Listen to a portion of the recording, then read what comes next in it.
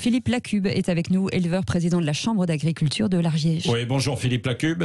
Oui, bonjour. Bon, alors, ce qu'on a appris en fait hier avec cet ours qui a été retrouvé tué par balle, il y a une cinquantaine d'ours à peu près en Ariège. Est-ce que cette nouvelle vous a étonné hier soir ?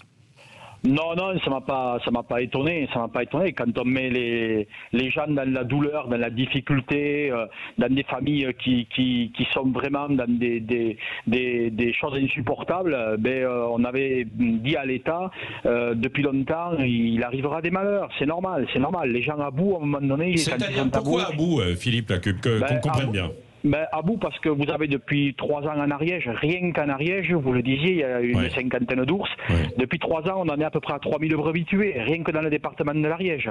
Et donc, quand je vois tout ce pataquès ce matin pour un ours, mais que vaut la vie d'un ours par rapport à la vie de nos 3000 brebis? J'ai entendu grand monde s'émouvoir depuis 3 ans pour 3000 brebis tuées dans l'Ariège. 3000 brebis, un ours. C'est quoi objectivement qui fait qu'on surréagit pour un ours et qu'on ne surréagit pas pour 3000 brebis? Des associations vont porter plainte et dénoncent un laxisme de l'État en Ariège depuis des années.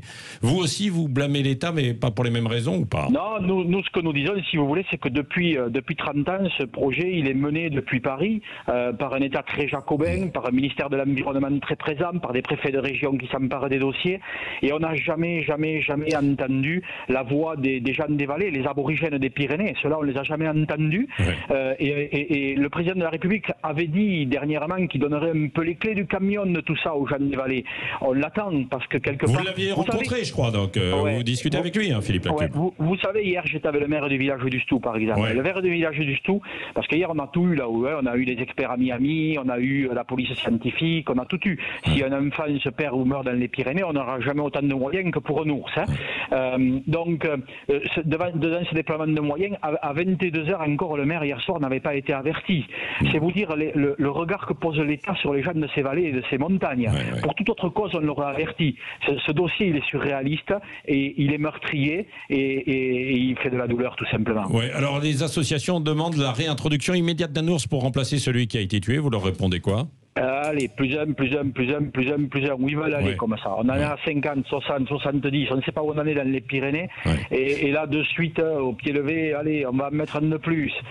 C'est faire fi quand même de tout ça, quoi. C'est une réalité que l'on vit aujourd'hui sur le terrain dans les Pyrénées. C'est la piste d'un éleveur en colère, selon vous, qui a tiré là, sans doute. Je ne veux pas préjuger par rapport à l'enquête, il faudra que l'enquête le dise. Voilà, dans quelles circonstances ça peut être tué et par qui? Ça, nous verrons par l'enquête. Et puis, rassurez-vous, de ce côté-là, l'enquête va être menée, parce qu'avec les moyens qu'il y avait hier, qui sont arrivés de partout, dans la montagne, l'enquête va être menée. Ça, il n'y a pas de souci. Merci Philippe Lacube, éleveur et président de la Chambre d'agriculture de l'Ariège. Nous donnerons aussi la parole évidemment à l'autre